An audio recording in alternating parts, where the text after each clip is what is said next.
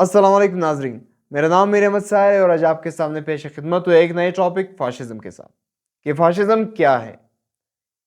क्या ये कोई गाली है? अगर गाली है तो किस किस्म की गाली है? क्या फाशिज्म एक पॉलिटिकल मूवमेंट रहा है? और अगर रहा है तो किस किस्म का पॉलिटिकल मूवमेंट रहा है? लोग क्यों इसके बारे में जब सुनते हैं या जब आप उनको फाशिस्ट कहते हैं तो वो बुरा मना, या अगर लोग इनके बारे में बेखबर हैं, आगाही नहीं रखते और जब आप उनको फाशिस्ट कहते हैं तो वो इस वर्ड फाशिज्म को उर्दू के वर्ड फहाश के साथ जोड़कर फिर बुरा मान जाते हैं। क्या ऐसा तो नहीं है? या ये ऐसा तो नहीं है कि कोई पॉलिटिकल मूवमेंट रहा है और लोग इसके बारे में जानते हैं, इसके बारे में आगाही रखते हैं और फिर बुरा मान जाते हैं? तो क्यों बुरा मानते हैं भला? तो आज इसके बारे में पढ़ेंगे इस वीडियो में। लेकिन अपनी टॉपिक पर जाने से पहले अगर आप चैनल पर नए हैं और अभी तक चैनल को सब्सक्राइब नहीं किया है तो प्लीज़ चैनल को सब्सक्राइब कीजिएगा और बेल आइकन को क्लिक कीजिएगा एंड लाइक एंड शेयर कीजिएगा और अपने बेहतरीन आरा से हमें कमेंट्स में लाजमी तौर पर आगाह कीजिएगा। तो चलते हैं अपने टॉपिक फाशिज्म की आज। तो दोस्तों आज हम पढ़ रहे हैं फाशिज्म के बारे में। फाशिज्म लातीनी जुबान के लफ्ज़ फेशियो से निकला है और फेशियो का मतलब है बंडल ऑफ स्टिक्स। और एंशियंट रोम में यानी कि जब यूरोप पर रोमियो की हुकूमत थी उस वक्त इस वर्ड फेशियो को सिविल मजिस्ट्रेट का सिंबल माना जाता था। उनके साथ इसकी मुमासलत की जाती थी। वो क्यों? इसके पीछे एक अलग सी कहानी है। वो कहानी क्या है? वो कुछ इस तरह है कि ये जो एंशियंट रोम में सिविल मजिस्ट्रेट होता था अपने सिपाहियों के साथ जिनके हाथों में स्टिक्स होते थे, वो शहर में घूमते रहते थे और वहाँ पर जुर्म में या जराइम में मुलविस अफराद को वो जब पकड़ते थे तो फिर उन्हीं स्टिक्स के साथ उनको सज़ा देते थे।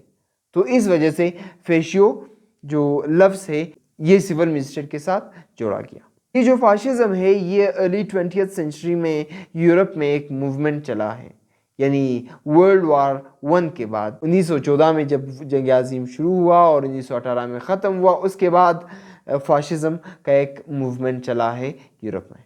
और ये फाशिज्म बहुत ही पॉपुलर मूवमेंट रहा है और इसको हम कह सकते हैं कि ये एक किस्म की रेडिकल अथॉरिटेरियन नेशनलिज्म है, यानी कि एक इस तरह की नेशनलिज्म जो अमरीत की तरफ जाती है और वहाँ पर फिर लोगों को ताकत के बलबूते पर कंट्रोल किया जाता है।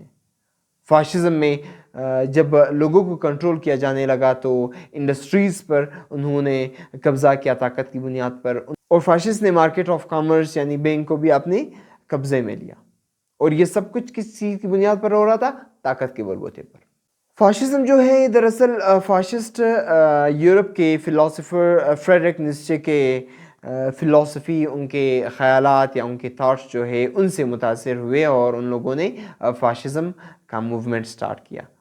फ्रेडरिक नीत्शे के ख़यालात क्या थे? वो एक फ़िलासफ़र थे और उनका मानना ये था कि जो मज़हब ईसाईयत है इनका मॉडर्न डेवलपमेंट में जो यूरोप में आया है इसमें कोई किरदार नहीं रहा है।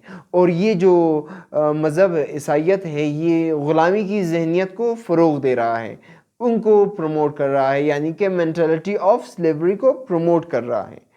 तो इसने कहा कि जो दुनिया में जितनी भी चीज़ें हैं जो आपको ताकतवर बना दे माशी लेवल पर भी, माशरती लेवल पर भी, तो वो चीज़ अच्छा है, और जो चीज़ आपको कमज़ोर बना दे माशी लेवल पर, माशरती बुनियादों पर, वो चीज़ बुरी है और उनको ख़त्म किया जाना चाहिए। और उसने मज़हब को बुरी चीज़ों में ठहराया और फिर उन्होंने कहा कि ये मेंटलिटी ऑफ स्लेवरी को प्रमोट कर रहा है। और उसने अपने बुक में यहाँ तक लिखा कि द गॉड इज़ डेड, यानी कि उसका मतलब तो ये नहीं था कि खुदा मर गया है, बल्कि उसका मतलब ये था कि हमने मज़हब को छोड़ दिया है और अब हम कोई नई मेंटालिटी को अडॉप्ट कर रहे हैं और उसको अपना रहे हैं। तो इस फ़लसफ़े से फाशिस्ट जो थे वो मुतासिर हुए और उन लोगों ने फाशिज़म का मूवमेंट स्टार्ट किया।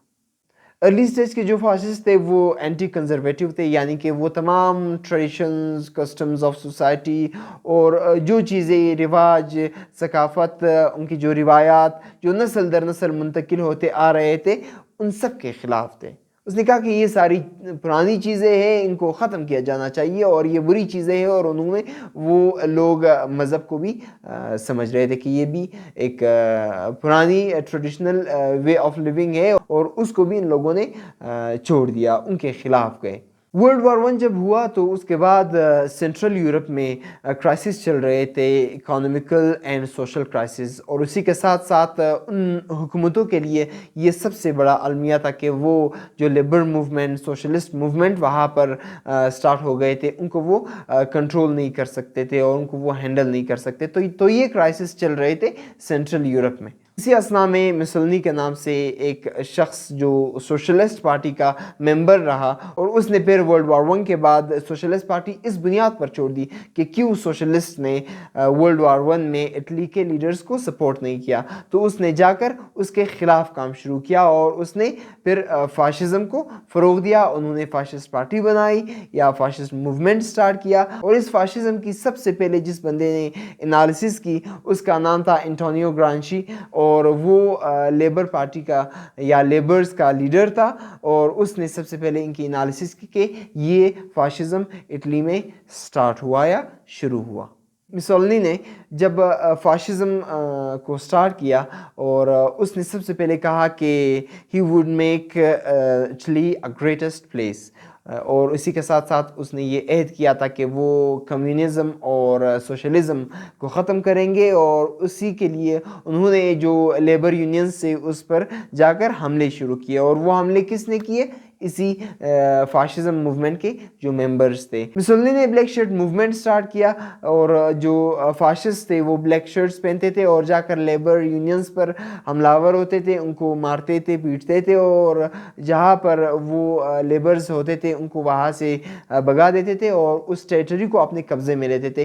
اس موومنٹ کو فیوڈلسٹ نے بہت زیادہ سپورٹ کیا، یعنی کہ جو جاگیردار تھے، جو زمیندار تھے، ان لوگوں نے بہت سپورٹ کیا، کیونکہ یہ اس کے حق میں تھا، اور وہ ان لوگوں کا ماننا یہ تھا کہ یہ بہت اچھی چیز ہے اور اچھا موومنٹ ہے، کیونکہ یہ سوشلسٹ، کمیونسٹ اور لیبرز کے خلاف ہے۔ تو ان لوگوں نے اس کو پروموٹ کیا، اور بہت ہی تیزی سے جو یہ فاشزم تھا یہ اٹلی میں پھیل گیا، اور اسی کے ساتھ ساتھ مسولینی جو تھے وہ پاور میں آ گئے، اور یہ ان کا جو اثر تھا وہ جرمنی اور دوسرے یورپین کنٹریز میں پھیل گیا۔ بات آ گئی یہاں پر جرمنی کی، تو جرمنی میں بھی ورلڈ وار ون کے بعد بہت زیادہ کرائسس چل رہے تھے، اور وہاں پر بھی سوشل اینڈ اکانومیکل کرائسس تھے۔ جرمنی میں اسی اثنا میں ایک لبرل حکومت تھی وائمار ریپبلکس کی، اور ہٹلر اس کے خلاف تھے۔